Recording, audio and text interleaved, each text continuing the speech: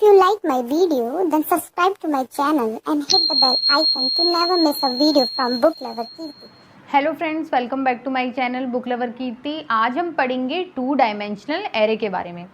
Two dimensional array क्या होता है? टू डायमेंशनल जो एरे होता है उसके बारे में मैंने आपको बताया था कि उसमें दो सबस्क्रिप्ट होते हैं। कैसे बताया था मैंने? इसका जो सिंटैक्स था, अपनी पिछली वीडियोज़ में मैं इसका सिंटैक्स आपको समझा चुकी हूँ, एक बार फिर से बता रही हूँ। इसका जो सिंटैक्स होता है वो होता है आपका, पहले आएगा क्या? डेटा टाइप,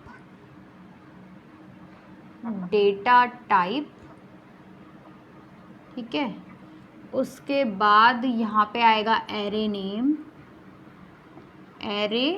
नेम, और उसके बाद यहाँ पे ये आता है रो और ये आता है कॉलन, ये आता है हमारा, ठीक है, सेमी कॉलन। तो यानी कि इसमें क्या मैंने आपको बताया था, इसकी पहचान क्या होती है कि इसमें दो सबस्क्रिप्ट होते हैं। ये जो दो ब्रैकेट होते हैं ये, इनको सबस्क्रिप्ट बोलते हैं। तो इसमें दो सबस्क्रिप्ट होते हैं, ठीक है। कैसे लिखेंगे इसे? जैसे डेटा टाइप में क्या क्या आ जाता है? डेटा टाइप, ठीक है, डबल भी हो सकता है, DOUBL, डबल। और जो एरे नेम है, एरे का नेम तो आप कुछ भी दे सकते हो, जो आपका माने जो वैलिड होता है वो। और रो और कॉलम, जितनी रो है, मान लो 3 रो हैं और आपके 3 ही कॉलम है, तो आप ऐसे करके उसको लिख दोगे, ठीक है। तो कैसे बनेगा? आपने जैसे मान लो आप मार्क्स से एंटर कराना चाह रहे हो, है ना, मैट्रिक्स, या कोई आप वैसे टेबल प्रिंट करना चाह रहे हो या कुछ भी है, मतलब जैसे इंट आपका हो गया डेटा टाइप, एरे का नेम आपने दे दिया, जैसे मार्क्स भी लिख दो, मार्क्स लिख दो, चलो मार्क्स। आपका रो कितनी है? रो आपकी 3 हो गई, कॉलम आपके 3 हो गए। तो ऐसे करके ये क्या होता है? ये होता है इसका जनरल जो होता है, इसका सिंटैक्स होता है। ये मैंने आपको बता दिया एक एग्जांपल देके कि कैसे इसको मतलब हम लिखते हैं, ठीक है। अब इसमें एक चीज़ और कहते हैं कि जो आपका टू डायमेंशनल डेटा हो, जो टू डायमेंशनल आपका जो एरे होता है उसको मैट्रिक्स भी बोलते हैं। क्यों बोलते हैं मैट्रिक्स? क्योंकि मैट्रिक्स में रो और कॉलम होते हैं ना। मैट्रिक्स जो होती है वो क्या होती है? रो और कॉलम से बनी होती है। मैट्रिक्स पता है ना क्या होती है? ऐसे करके, जो ऐसे करके लिखी जाती है, जैसे ये 1 2 3, यहाँ लिख दिया 4 5 6, लिख दिया 7 8 9। तो इसमें कितनी रो और कितनी कॉलम है? रो कितनी है? ये रो होती है 1 2 और 3, ठीक है। तो रो कितनी है इसमें? 3। आपको कॉलम कितने दिखेंगे? 1 2 और 3, और 3 ही कॉलम है इसमें, है ना। ऐसे करके हमको पता लगता है कि कितनी रो है और कितनी कॉलम है। इसको बोलते क्या है? इसको बोलते हैं हमारा मैट्रिक्स, ठीक है। क्योंकि इसका जो, इसको मिटा देती हूँ, क्योंकि इसका जो पैटर्न होता है वो मैट्रिक्स की तरह होता है ना, तो इसलिए ज़्यादा मतलब जो है इसको मैट्रिक्स भी हम कहते हैं। जो टू डायमेंशनल एरे होता है वो वन डायमेंशनल एरे से ही मिलके बना होता है। कैसे होता है? देखिए कैसे मिलके बना होता है। आपको तो पता ही होगा कि जो वन डायमेंशनल एरे होता है वो कुछ इस टाइप का होता है। कैसा? इस टाइप का। जैसे मैंने लिख दिया इंट, यहाँ पे लिख दिया मार्क्स, है ना, और यहाँ पे जैसे मैंने लिख दिया क्या, जैसे मैंने 4 लिख दिया, ठीक है, 4 लिख दिया, और ये ऐसे करके मैंने ये दिखा दिए 1 2 3 4, है ना। तो ये क्या आएगा? ये ऐसे सेव होते थे ना कि मार्क्स 0 इक्वल टू 1, मार्क्स 0 फिर 2, ऐसे करके। तो ये क्या है, मतलब इनमें क्या है आपका, इसमें जो रो है वो तो एक ही है ना। ये जब लिखे जा रहे हैं ये एक ही रो तो एक ही चल रही है, लेकिन ये कॉलन अलग अलग हो जा रहे हैं, है ना। सिंगल रो रहती है इसमें, लेकिन कॉलन क्या है, ज़्यादा हो जाता है।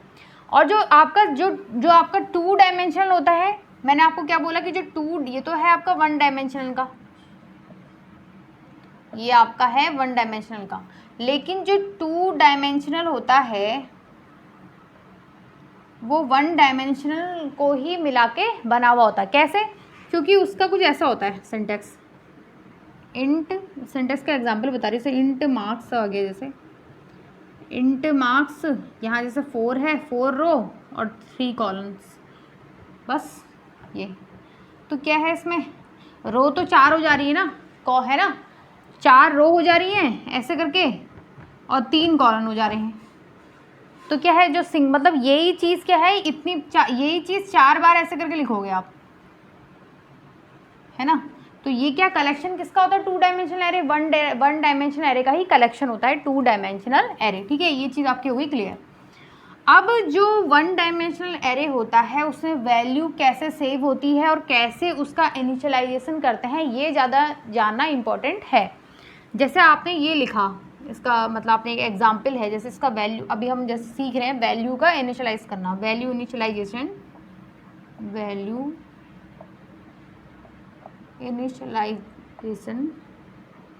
इनिशियलाइजेशन। अब इसमें जैसे आपने लिख दिया इंट, ठीक है, आपने लिख दिए जैसे मार्क्स, आपने यहाँ पे लिख दी 3 रो और ये हो गया आपके 3 रो 3 कॉलम, आपने ऐसे लिख दिया। ठीक है, अब वैल्यू को इनिशियलाइज कैसे करते हैं इसमें, ऐसे करके, कैसे, जैसे आपने 3 रो हैं और क्या है 3 कॉलम है, तो पहली रो का क्या आ जाएगा, पहली रो में जैसे आ गए आपके 1, क्योंकि 3 कॉलम है ना, 1 2 3, ये आ गई पहली रो। दूसरी रो आ गई 4 5 6, तीसरी रो में आ जाएंगे 7 8 9,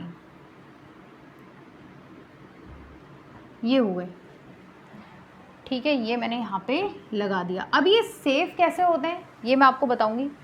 देखिए ये ऐसे सेव होते हैं कि जैसे ये मार्क्स है ना, पहली बात तो आपको ये जाननी जरूरी होती है कि इसमें रो भी 0 से शुरू होती है और कॉलम भी 0 से शुरू होते हैं। तो जब मार्क्स है तो पहली जब रो आएगी तो पहली रो का तो क्या हो जाएगा 0 रो। ठीक है, अभी यहाँ पे कॉलम बाद में लिखूंगी, आपको अभी ऐसे समझा रही हूँ। पहले आ जाएगी 0 रो, फिर कौन सी रो आएगी 1, नंबर 1। अगली वाली रो का नाम क्या होगा, नंबर 1। 3 रो है ना, अब तीसरी रो का नाम क्या होगा, नंबर 2। सब कुछ वैसे तो है, बस एक नंबर कम होता है। ठीक है, तो ये क्या हो गया, ये तो आ गई 0 रो, ये 1 रो और ये 2 रो। अब इसके अंदर भी होते हैं, देखो 0 रो का क्या हो जाएगा 0 कॉलम। ठीक है, अभी जो ये बन रहा है, ये बन क्या रहा है स्ट्रक्चर जी, ये तो अभी मैंने आपको अभी वो बताई ना, रो जो रो बन रही है 0 रो वाली चलेगी, 1 रो वाली चलेगी, सेकंड रो ऐसे चलेगी। 0 रो का 0 कॉलम, फिर 0 रो का पहला कॉलम, फिर 0 रो का दूसरा कॉलम, ऐसे करके लिखते हैं ये। फिर यहाँ पे क्या बनेगा, पहली रो का, यहाँ पे तो पहली रो का क्या बनेगा, पहली रो का क्या है 0 कॉलम, यहाँ पे पहली रो का फिर आ जाएगा पहला कॉलम, और यहाँ पे बनेगा पहली रो का दूसरा कॉलम, यहाँ पे दूसरी रो का 0 कॉलम, फिर यहाँ पे दूसरी रो का पहला कॉलम, और यहाँ पे बनेगा दूसरी रो का दूसरा कॉलम। ठीक है, बीच में आ जाएगा यहाँ पे वो, या ऐसे कर दो आप ये। ठीक है, बस हो गया।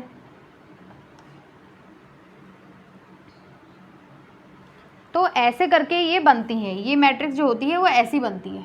क्या चल रहा है इसमें, पहले तो चल रही है 0 रो, ये सारी 0 रो चलेगी। 0 रो, इस रो का नाम है 0 रो, और इसमें कॉलम कौन सा है, ये है 0 कॉलम, फिर 1 कॉलम, फिर दूसरा कॉलम, फिर ये आ गई आपकी दूसरी रो, ये चल रही है रो नंबर 0, ये है रो नंबर 0, ये चलेगा आपका रो नंबर 1, और ये चलेगी आपकी रो नंबर 2।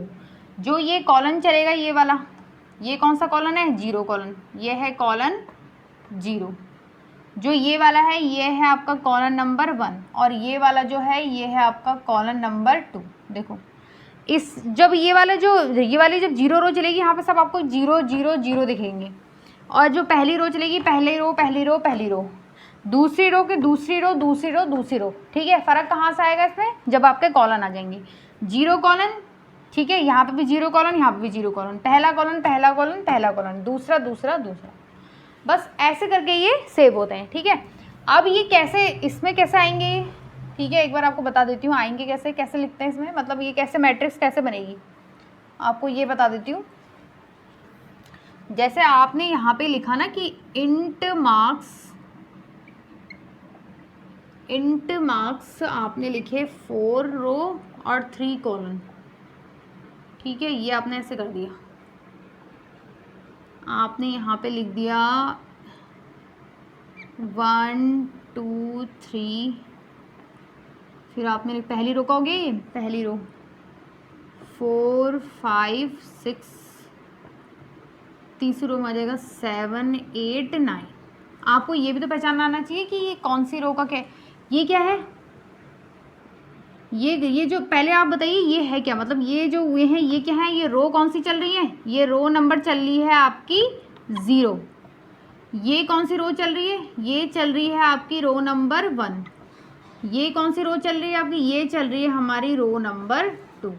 अगर हम टोटल गिने तो कितनी रो हो रही है, 3, 1 2 3 है ना, लेकिन नंबरिंग के हिसाब से 0 1 और 2। अब ये कॉलन कौन सा चल रहा है, ये चल रहा है हमारा 0 कॉलन, ये चल रहा है हमारा पहला कॉलन, और ये चल रहा है दूसरा कॉलन।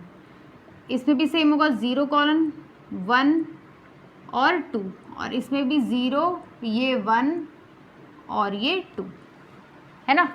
अब अगर आपसे कोई कहे कि 0 रो 0 और उसका क्या है कॉलन जो है 1, जो कॉलन जो है 0 रो और कॉलन 1, या 0 रो, चलो 0 कॉलन बोल देते हैं, पहले ये देख लेते हैं वो कौन सा होगा। तो 0 रो का 0 कॉलन कौन सा होगा, ये 1, तो वैल्यू क्या होगी 1। अगर कोई आपसे कहे कि इससे बताओ कि पहली रो का और कॉलन, पहली रो का दूसरे कॉलन में कौन सा नंबर है, तो पहली रो ये हो गई, दूसरा कॉलन कौन सा हो गया नंबर 6, तो ये आ जाएगा। बस ऐसे करके आपको देखना होता है। अभी रिप्रेजेंट कैसे करेंगे मैट्रिक्स में, ये ऐसे रिप्रेजेंट होते हैं। क्या होगा, पहले हम क्या करेंगे, पहले हम 0 वाली रो के लिख लेंगे। 0 वाली रो में कौन से 1 2 3, 1 2 3, फिर आएगी पहली रो के कौन से 4 5 6, तीसरी रो में कौन से 7 8 9। ये है 0 रो का पहला कॉलन, ये है 0 रो का 0 रो का 0 कॉलन, ये है। फिर ये जो रो है इसका नाम है रो नंबर 0। 0 रो का 0 कॉलन, ये 0 रो का हुआ पहला कॉलन, और ये हुआ 0 रो का दूसरा कॉलन, और ये हुआ रो नंबर 1 का, रो नंबर 1 का 0 कॉलन वाला 4, रो नंबर 1 का पहले कॉलन का ये है 5, और रो नंबर 1 के लिए दूसरे कॉलन में आएगा 6। ऐसे करके ये वैल्यू सेव होती हैं, ठीक है, मतलब होती मैट्रिक्स ऐसे बनती है इसमें। अब सेव कैसे होंगी, सेव होंगी ऐसे, मार्क्स क्या होगा 0 रो, तो मैंने आपको पहले ही बता दिया था 0 रो और कौन सा कॉलन 0 कॉलन, फिर वो कौन सा होगी, वो होगा आपका 1, फिर उसके बाद मार्क्स 0 रो और पहला कॉलन, तो ये कौन से सेव हो जाएगा 2, फिर ऐसे करके मार्क्स 0 रो और दूसरा कॉलन, वो कौन सा सेव होगा 3। तो ऐसे करके ये जो है सारे के सारे जो है हमारे सेव होते हैं, ऐसे करके पूरा वहाँ तक वो जाएगा, ठीक है। तो अब ये जो है ये मैंने आपको बता दिया है कि 2 डायमेंशनल एरे जो है क्या होता है, इसमें कौन सी वैल्यू क्या होती है, वैल्यू को इनिशियलाइज करना मैंने आपको बता दिया है, और कैसे किसमें क्या होता है ना। तो 1 डायमेंशनल एरे मैं आपको बता चुकी हूँ। आज हमने 2 डायमेंशनल एरे देखा। प्रोग्राम को हम बाद में समझेंगे, अभी हम प्रोग्राम नहीं समझ रहे, अभी मैं खाली आपको थ्योरी बता रही हूँ। जब इसकी प्रैक्टिकल क्लास चलेगी तो मैं आपको इससे बनने वाले प्रोग्राम बना के दिखाऊंगी। तो मिलते हैं नेक्स्ट वीडियो में मल्टी डायमेंशनल एरे के साथ। तब तक के लिए स्टे होम, स्टे सेफ।